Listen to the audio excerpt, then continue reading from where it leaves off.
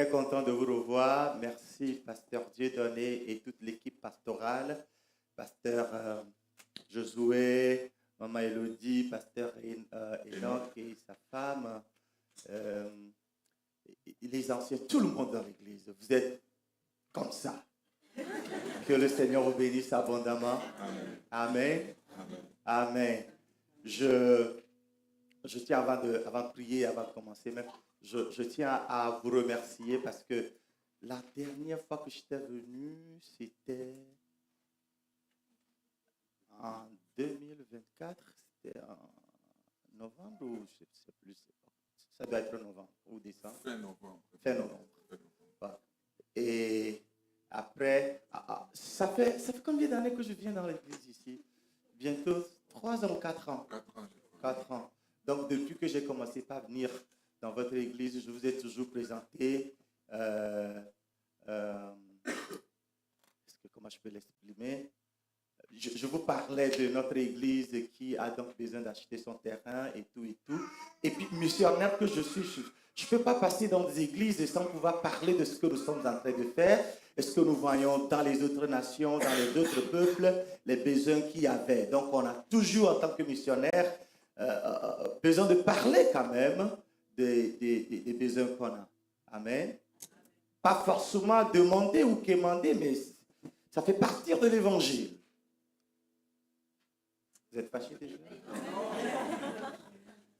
Donc ce matin, je tiens à vous remercier parce que la dernière fois, comme je disais, j'étais venu. Après, un frère m'a demandé, est-ce que tu nous avais parlé de ton terrain et finalement, où en étais-tu, où en es-tu et tout et tout. Et j'ai dit, j'ai oublié de vous le dire. En fait, je veux vous remercier par vos dons, quelle que soit sa nature, quelle que soit sa quantité et quelle que soit la qualité. Je tiens vraiment à vous remercier parce que finalement, le Seigneur s'est manifesté. Nous avions pu acheter le terrain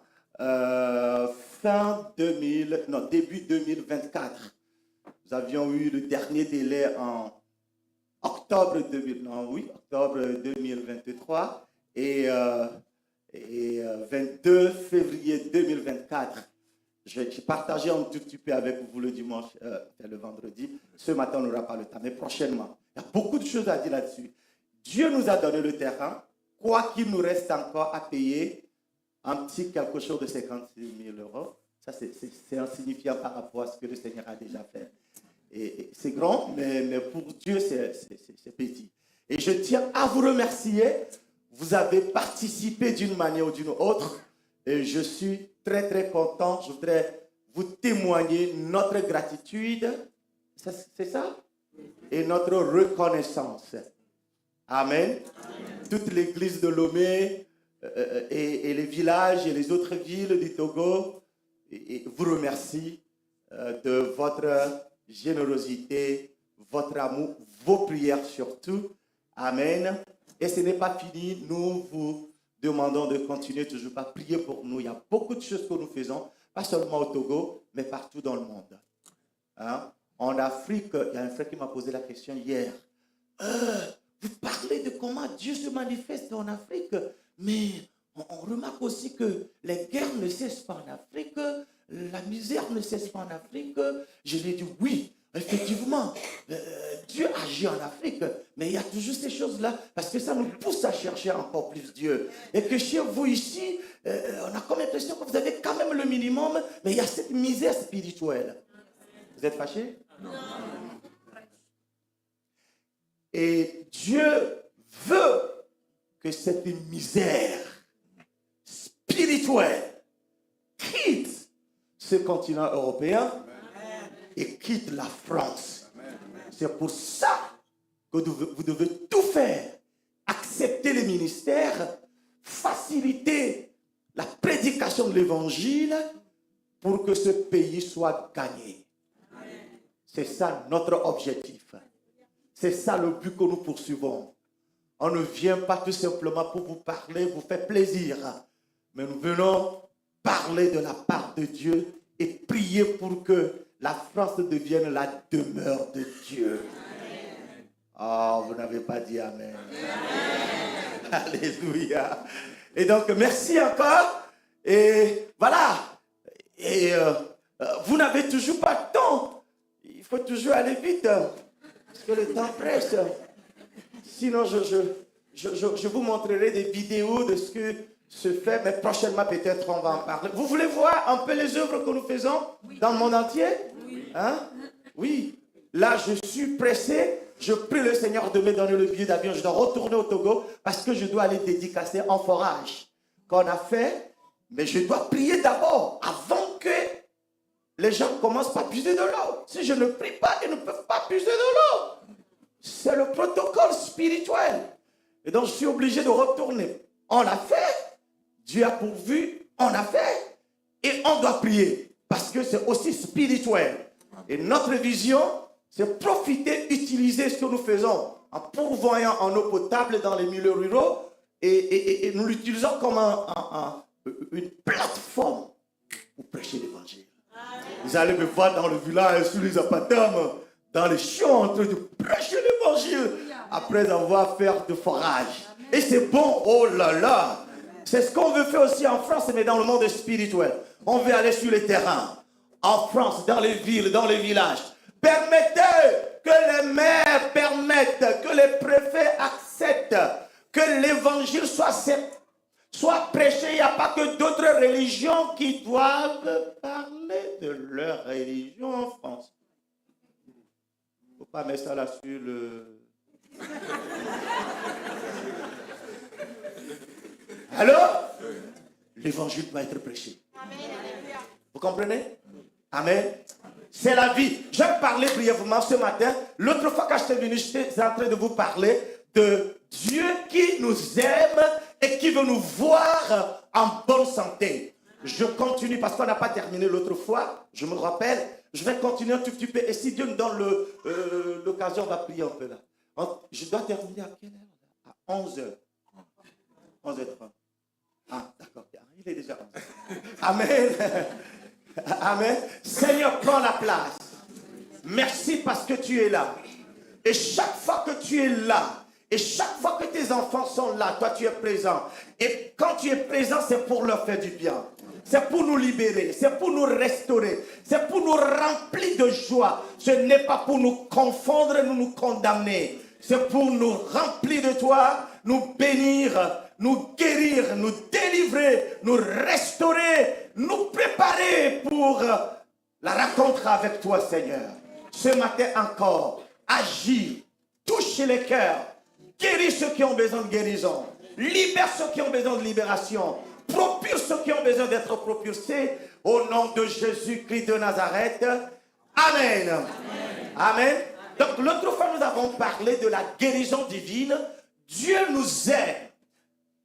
Et Dieu a fait la provision pour que non seulement que nous serons guéris ou que nous sommes guéris spirituellement, c'est-à-dire vous avez accepté Jésus-Christ comme votre Seigneur et Sauveur et donc le ciel vous est garanti.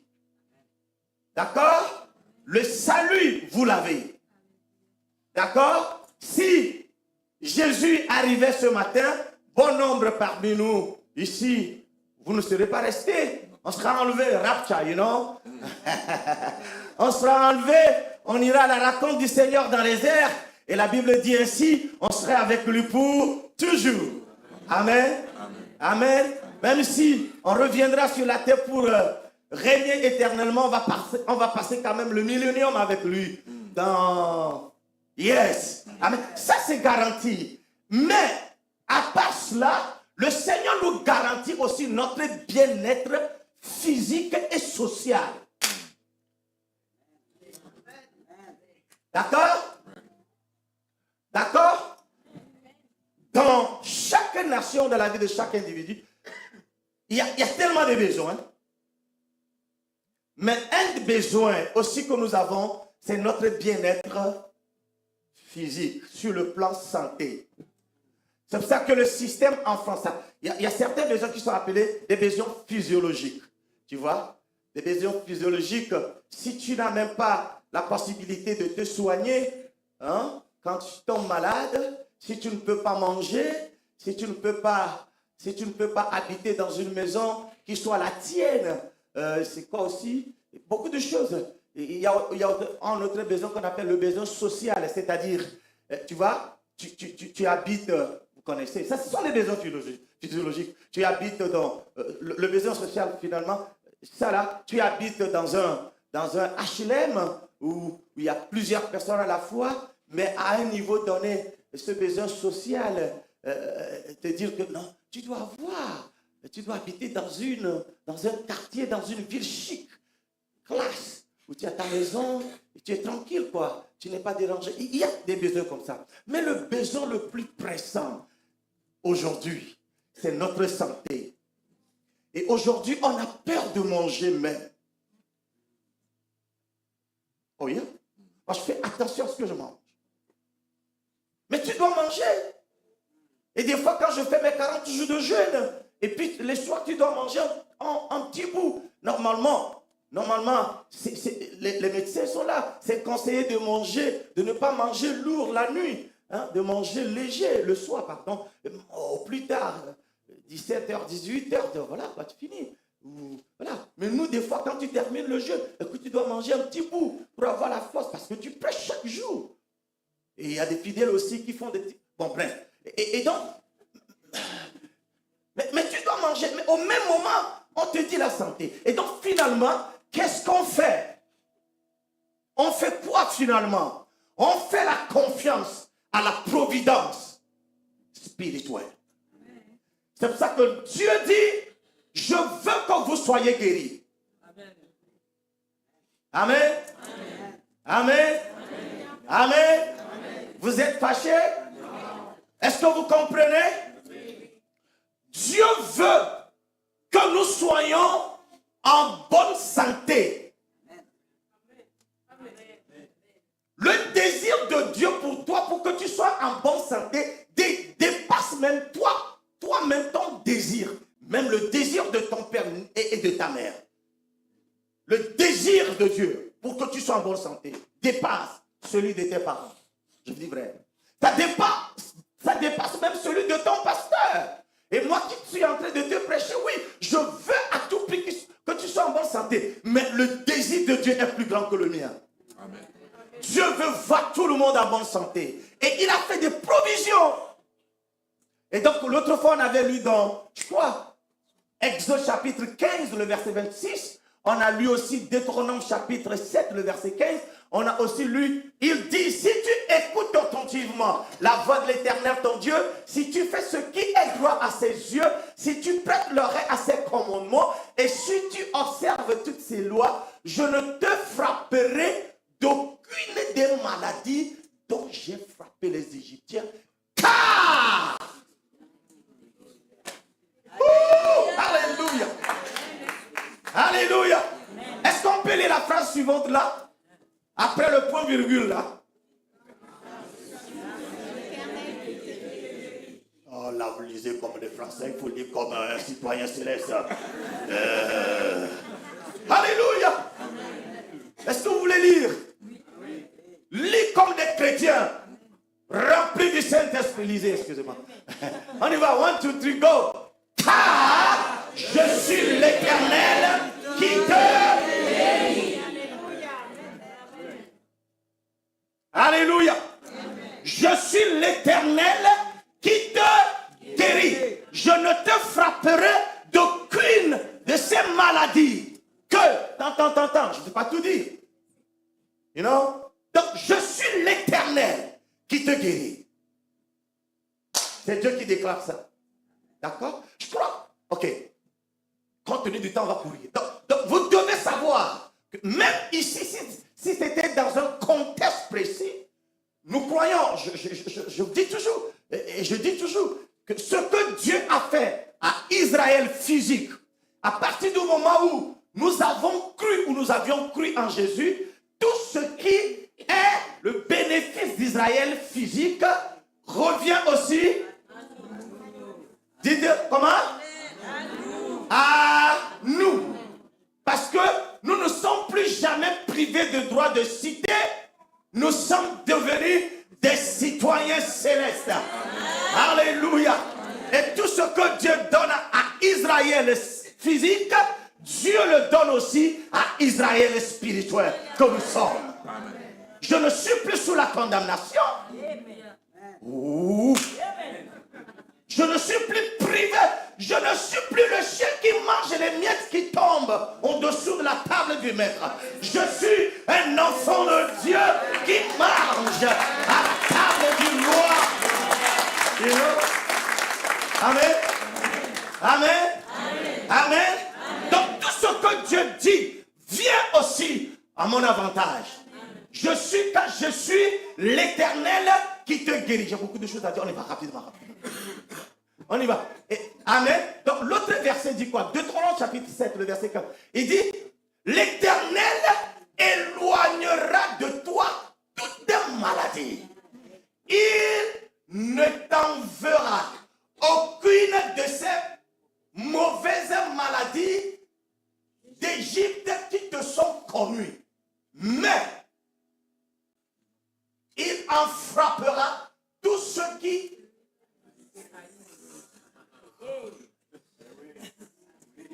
Alors, des fois en France, il faut faire attention quand tu parles. Parce que ça déjà, si. Mais c'est la parole de Dieu. C'est ce que Dieu dit. Je ne te frapperai pas de ces maladies. Mais pour ceux qui te haïssent, c'est pour ça qu'il ne faut pas haïr quelqu'un.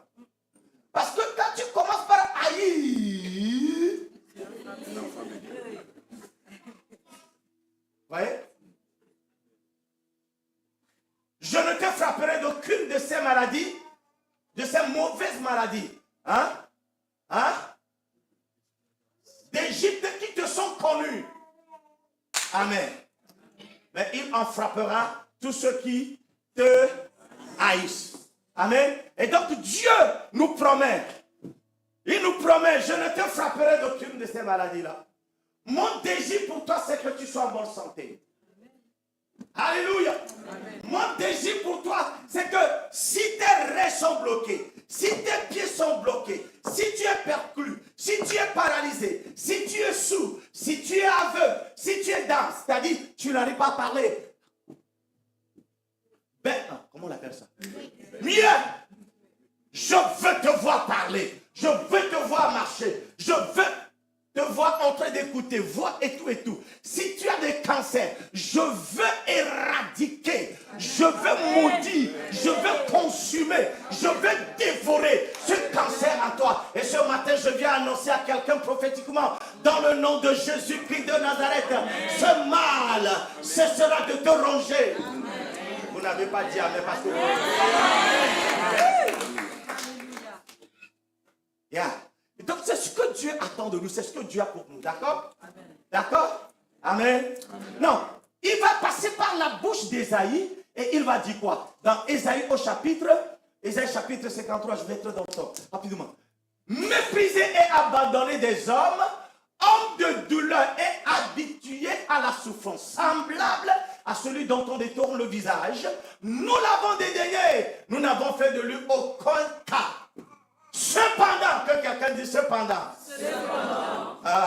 Est-ce que je peux vous demander une faveur? Oui. Vous allez m'accorder? Oui. Vous êtes sûr? Oui. Une faveur? Oui. Quand même. Ok, pour ceux qui sont valides, très fort, vous n'êtes pas là, je ne vous frappe pas. Levez-vous en valide ensemble. Et si vous n'avez pas d'aptitude physique, vous n'y allez pas, restez assis et puis vous vous êtes. Ok? Amen. Vous êtes là? Qui croit que Dieu peut le guérir ce matin? Amen. Qui croit que pendant qu'on parle, l'Esprit de Dieu te touche et te libère de ta maladie? Amen. Dans le nom de Jésus-Christ de Nazareth. Alléluia. 1, 2, 3, go. Cependant, ce sont nos souffrances qu'il a portées. C'est de nos douleurs qui s'est chargé. Et nous l'avons considéré comme puni, frappé de Dieu et humilié. Mais il était blessé pour nos péchés, brisé pour nos iniquités. Le châtiment qui nous donne la paix est tombé sur lui. Et c'est par ses méfissures que nous sommes guéris. Alléluia.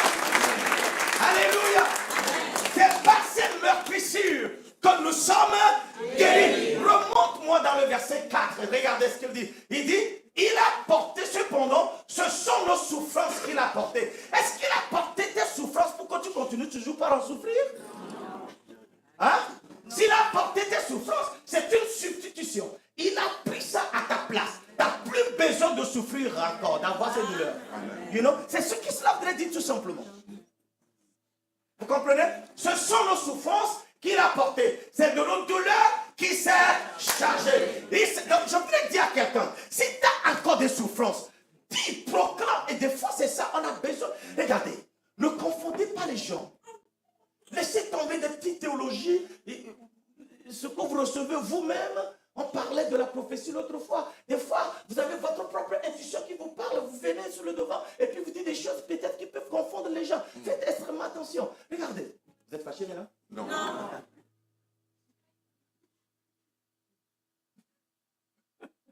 Dieu t'aime. Amen. Proclame. Déclare.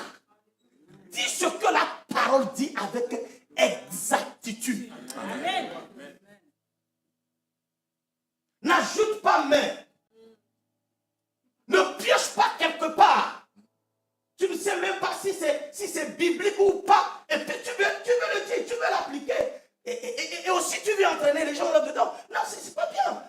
Vous êtes fâchés, non? Non.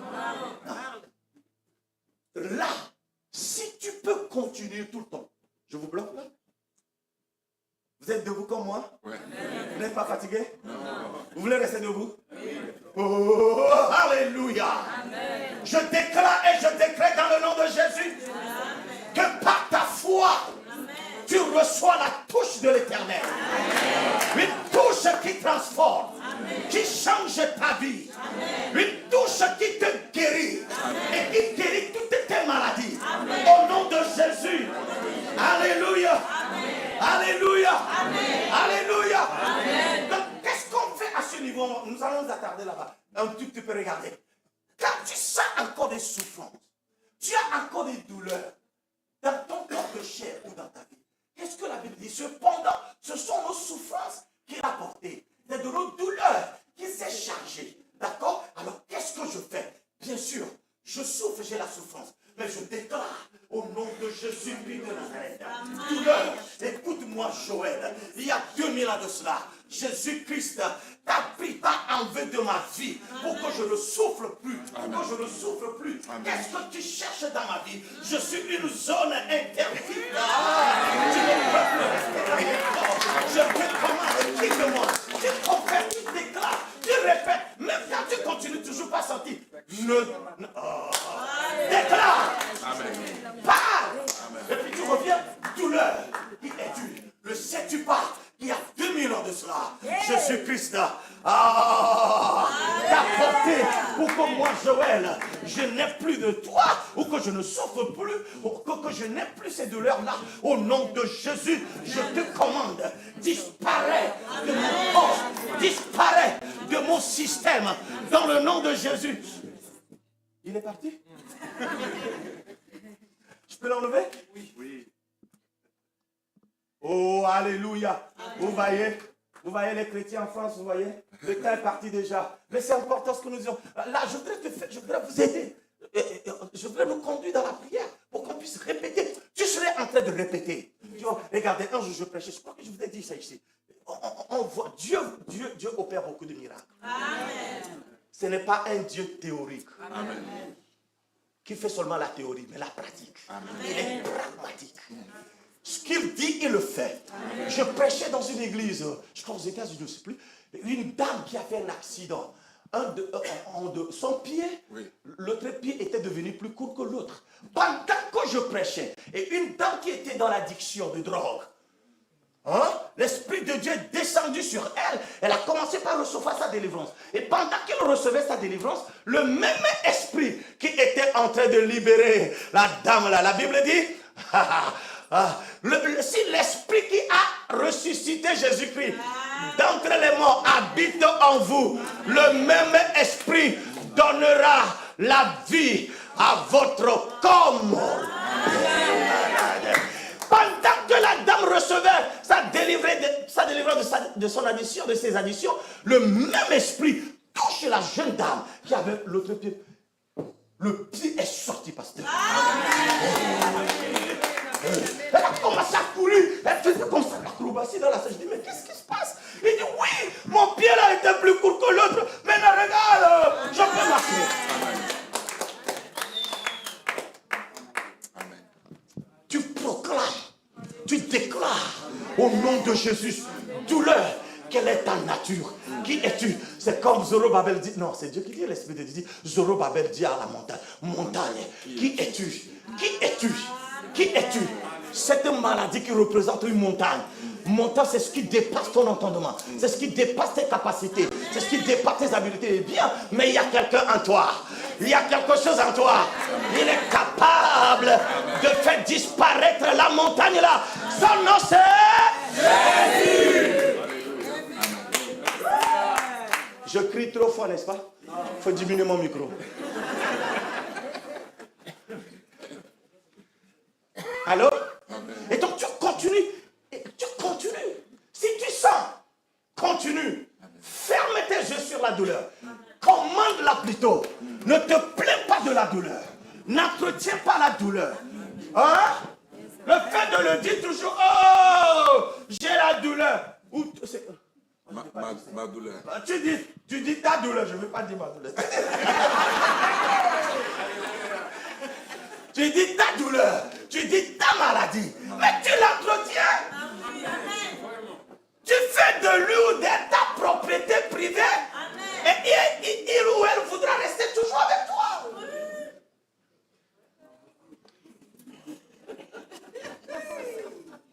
Restez assis un peu.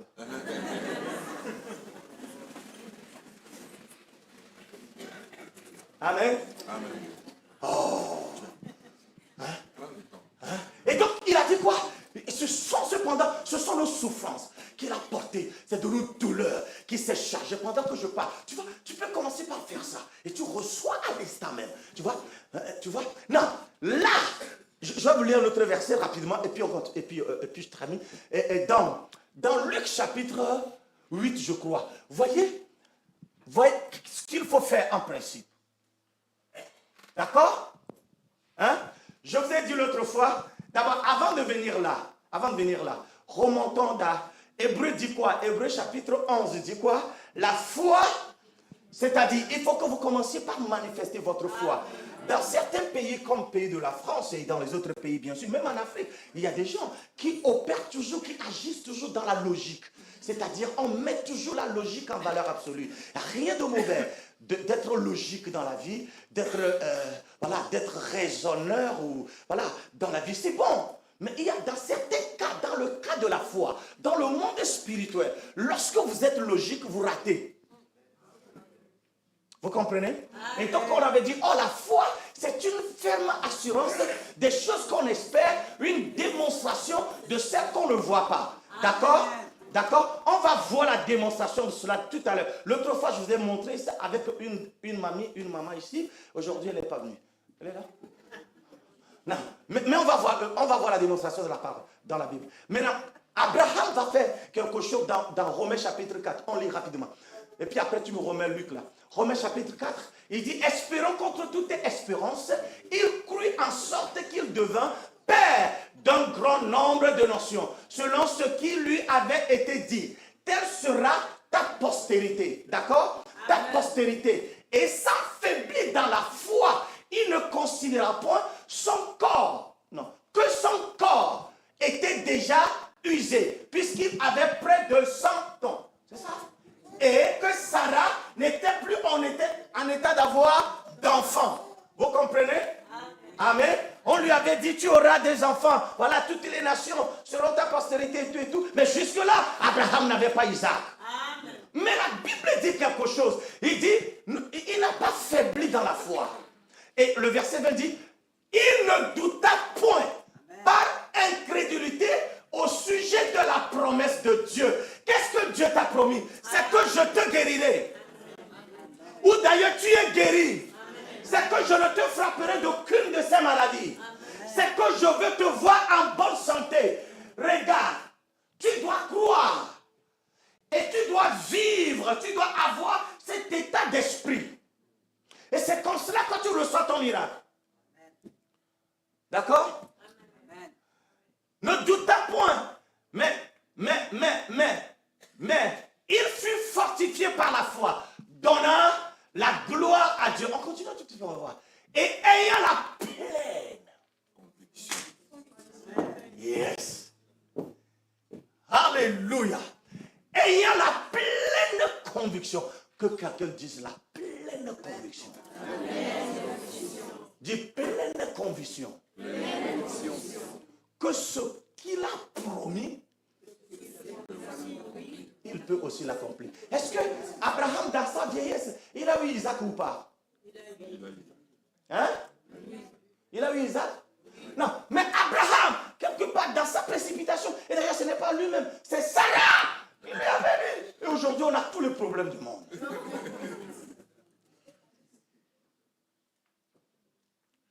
Allô? Vous n'êtes pas fâché?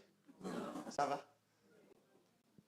Bon. Je prends mon mouchoir. Il est sale quand même. Est-ce qu'il a eu Isaac?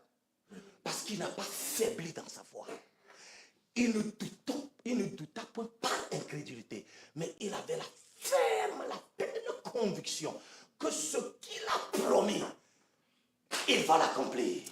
Il est resté dans cette logique spirituelle. Non, nous allons voir une dame dans la parole de Dieu qui agit de la manière. Luc chapitre.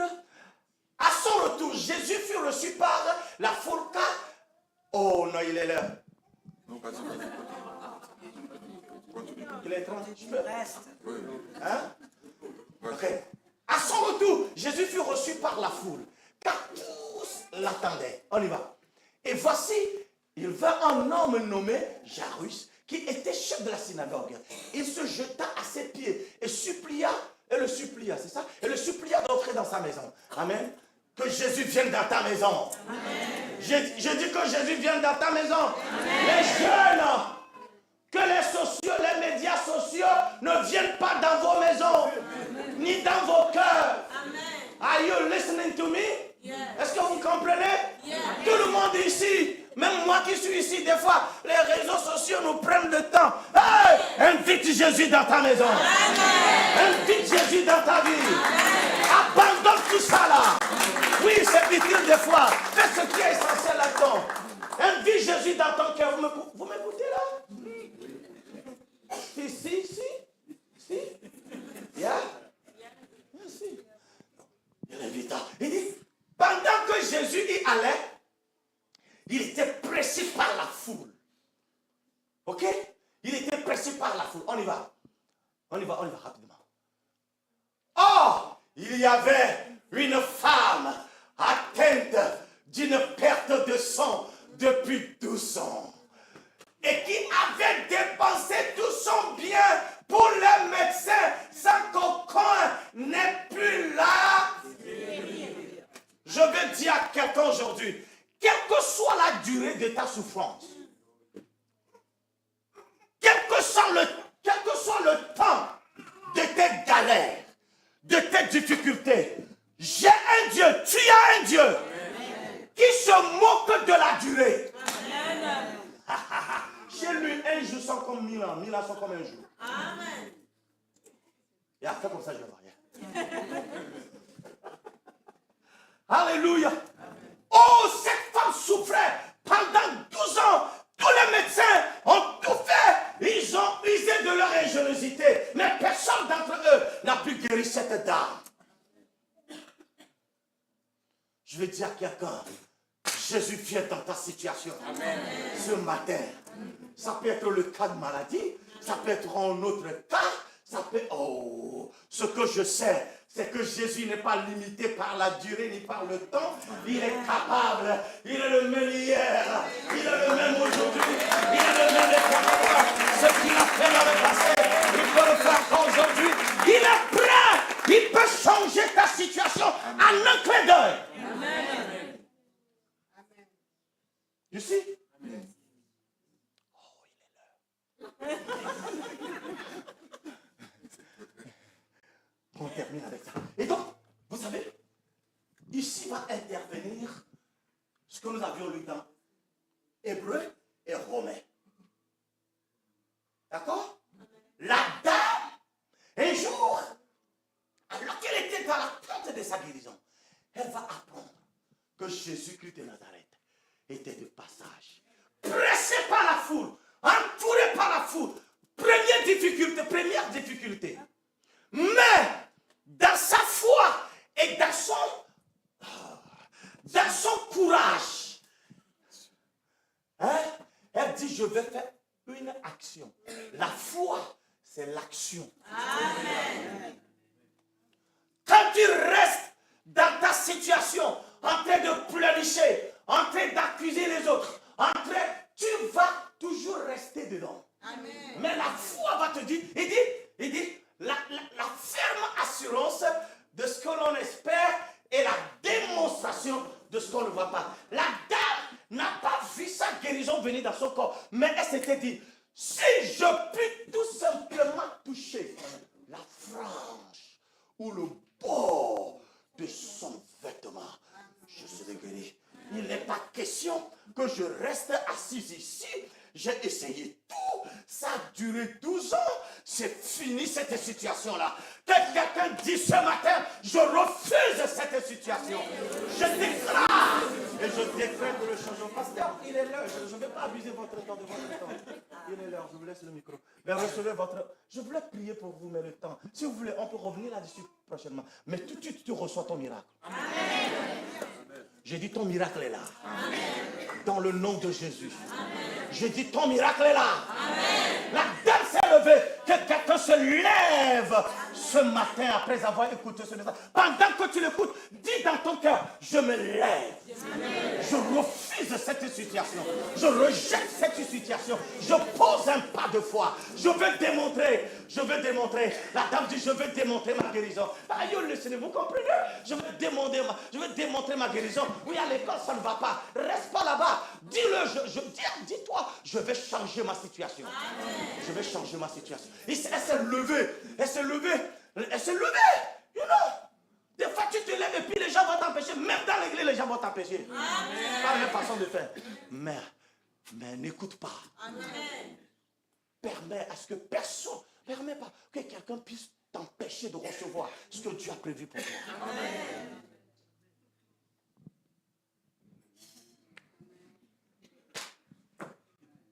Oh, I can feel something. Je peux sentir quelque chose. C'est la puissance de Dieu. Il dit, je vais aller. La foule. Attends. Première excuse de cette femme devait être le flux de son sang. Comment puis-je pénétrer cette foule? Vais-je pas salir les gens? Même si elle... Regardez, il doit y avoir des odeurs. On ne sait pas comment le sang... Même si elle mettait ses couches et tout, elle peut s'y manger. Peut-être en rentrant, en faufilant dans la foule, il peut y avoir... Je peux mettre les gens mal à l'aise. Premier obstacle. Deuxième obstacle, la foule. Comment puis-je pénétrer cette foule? Mais toutes ces choses n'ont pas bloqué la dame. Ne laisse personne te bloquer. Tu vois, je vous ai dit, il est l'heure. Levez-vous après. On va prier. Amen. Elle est allée. Amen. Elle a percé la foule. La difficulté ne l'a pas empêché. L'obstacle ne l'a pas empêché. Elle a franchi l'obstacle. Amen. Oh, alléluia. Amen. Elle a dépassé les difficultés. Et la Bible dit, elle a touché le bord du vêtement de Jésus. 12 années de flux de sang de l'hémorragie vont cesser instantanément. Je ne sais pas qui je parle ce matin, mais il y a quelqu'un ce matin. Dieu te localise. Amen. Dieu vient jusqu'à